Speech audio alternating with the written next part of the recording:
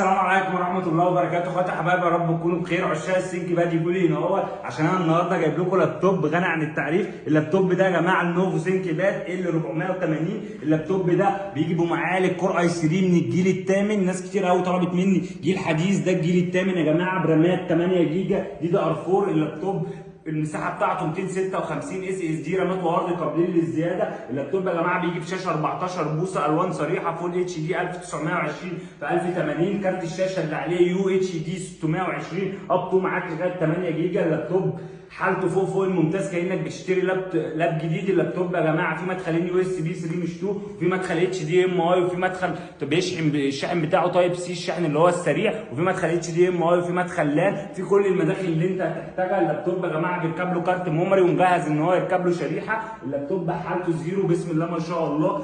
لعشاق الحته الحمراء اللي في النص اهيت، ناس كتير قوي بتحب السينك باد، جبتها لكم اهوت يا جماعه وبسعر فوق الممتاز.